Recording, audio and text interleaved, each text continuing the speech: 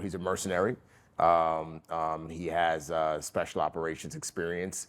The assumption is that he was in Air Force Special Forces. He was a PJ. So those guys, essentially, when a plane crashes or there's a mission where other special operations operators are pinned down or seriously injured, these guys jump in and provide tactical care, medical care to the down pilot or the wounded. Just the connecting point of him being a battle-hardened warrior, and with no fear, and willing to be the one who raises his hand and says, "This situation seems a bit crazy.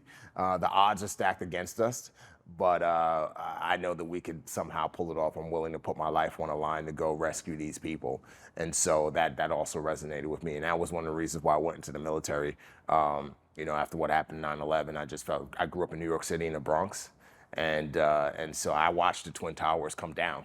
And so, watching on the top of the roof of my building, seeing the towers come down and seeing, and just hearing the reports of so many people being killed and knowing people who were killed in the Twin Towers, I just felt helpless, and I felt like I needed to do something. And that's when I essentially joined the military about 8 months later. And so this idea of raising your hand and saying, you know what, I'm going to jump into a profession that could very well end my life, but I'm going to do it anyway. That essentially resonated with me as it relates to the character, him raising his hand to jump into this dire situation where, as I said earlier, the odds were and are completely stacked against him. He doesn't have any tactical experience, but he's a man with passion, and he's a man on a mission. His plane unfortunately ends up in this bad situation, and he has these passengers that he has to care for, and he's going to go above and beyond to protect his passengers and get them home. We have this saying that you got the scalpel and you got the hammer, where we're just a scalpel, we're precision, right? Because we have this training and this expertise. Where on the other hand, Brody Torrance is the hammer, right? So he's just he's just gonna get messy, and just if he has to beat a guy down or whatever, he's just gonna do it because he has that passion, he has that motivation, and he's working through motivation, whereas we're working through experience. I found Jerry as team leader to be a great coach.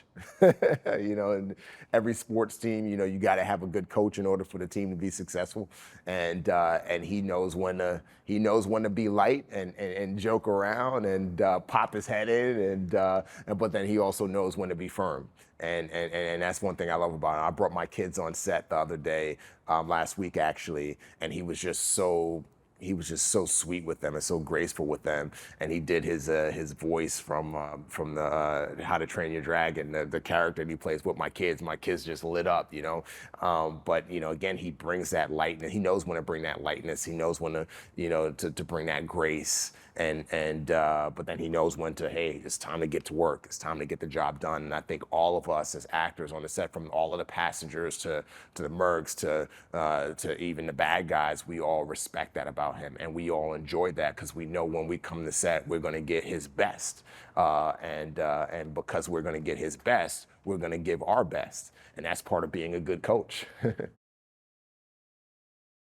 I think the biggest thing I'll take away from this experience is the power of collaboration. From the top to the bottom.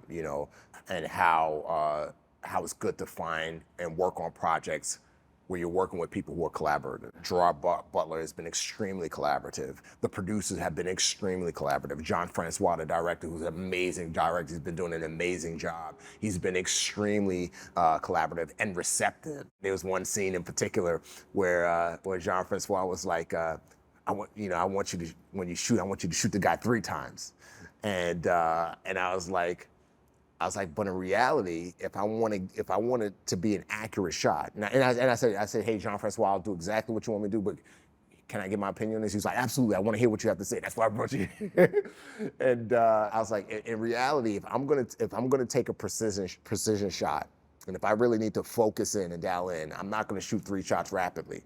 I'm gonna just shoot 1 shot. I'm gonna slow down, slow my breathing, get set, calm down on my trigger pull.